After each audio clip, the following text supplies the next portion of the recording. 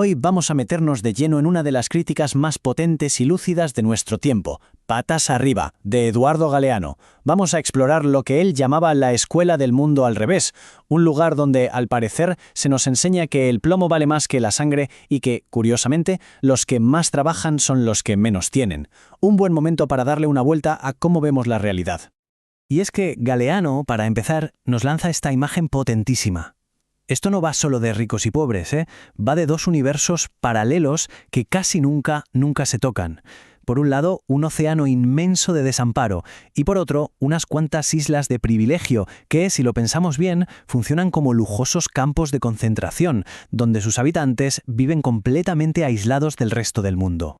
Y claro, esa isla de privilegio no es solo una idea, es algo muy real, muy físico. Para los niños que nacen ahí, su casa no es un hogar, es una fortaleza. Crecen, literalmente, dentro de una burbuja de seguridad que, irónicamente, se convierte en su propia prisión. Cada muro, cada cámara, no solo los aísla de lo que hay afuera, sino que les mete una idea en la cabeza desde pequeños. El mundo es un lugar peligroso.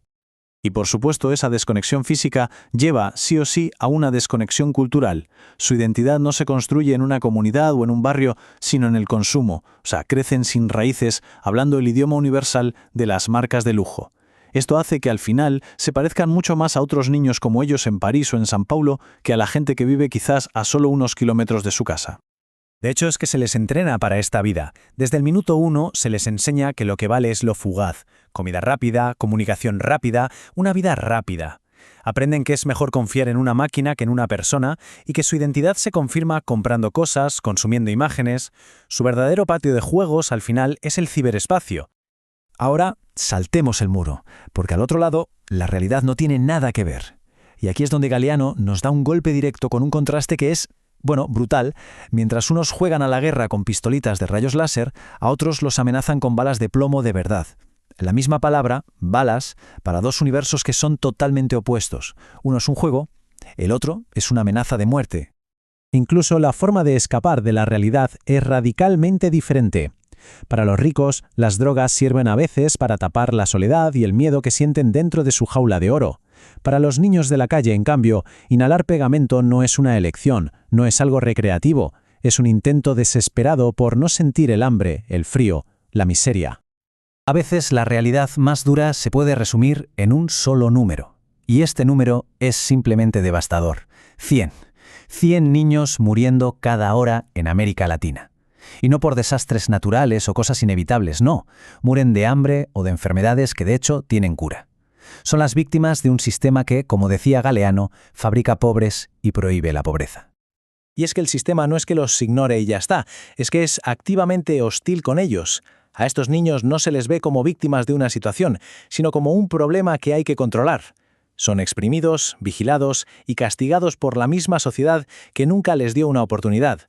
Y por eso, claro, jamás se les escucha, porque escucharlos, escuchar su voz, sería admitir nuestro propio fracaso.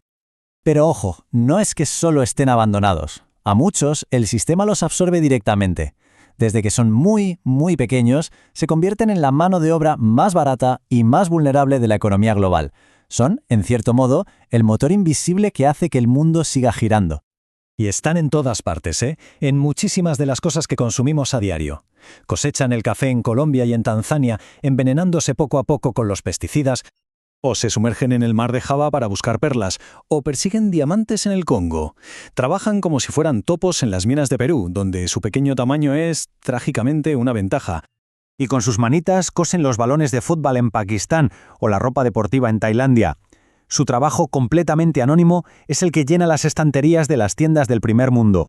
En sitios como Irán o Nepal, los alquilan para tejer alfombras y así pagar las deudas de sus padres. Y Galeano cuenta algo terrible, que cuando los rescatadores por fin llegan para liberarlos, la única pregunta que aciertan a hacer estos niños revela hasta qué punto están rotos. ¿Es usted mi nuevo amo? Jonas se pregunta, ¿cómo se puede justificar esta brutalidad?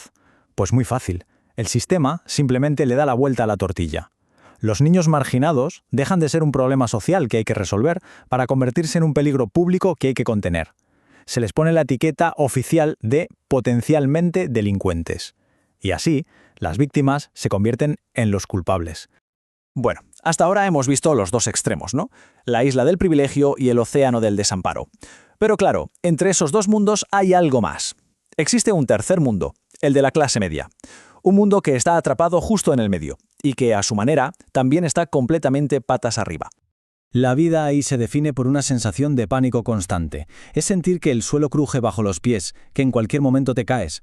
Los trabajos desaparecen, el dinero se esfuma, y todo se reduce al miedo. Primero, el miedo a no tener suficiente, y luego, un miedo que es todavía más profundo, el miedo a no ser suficiente. Y aquí viene la gran paradoja de todo esto. Suelen ser los defensores más feroces del sistema. Piden seguridad a gritos, defienden el orden con uñas y dientes, pero lo defienden como si fuera suyo. Cuando la realidad, como dice Galeano, es que son simples inquilinos agobiados, aterrorizados con la idea de que los echen a la calle. Y como es lógico, todo ese pánico se lo acaban transmitiendo a sus hijos. Al final, ellos también crecen encerrados, igualito que los niños ricos. La diferencia es que su prisión no está hecha de muros y guardias armados. Su cárcel está hecha del miedo de sus padres. Miedo a la violencia, miedo al fracaso, miedo al mundo exterior. Y así llegamos al final, y a la pregunta fundamental que Galeano nos deja flotando en el aire. Si en este mundo patas arriba, los niños de todas las clases sociales acaban viviendo encerrados, ya sea por muros de cemento o por muros de miedo, si viven desconectados de la realidad, ¿qué le pasa a la vida cuando se prohíbe la calle? La calle, que es el verdadero escenario de todo lo peligroso y a veces prodigioso. Es una pregunta que la verdad hoy resuena más fuerte que nunca.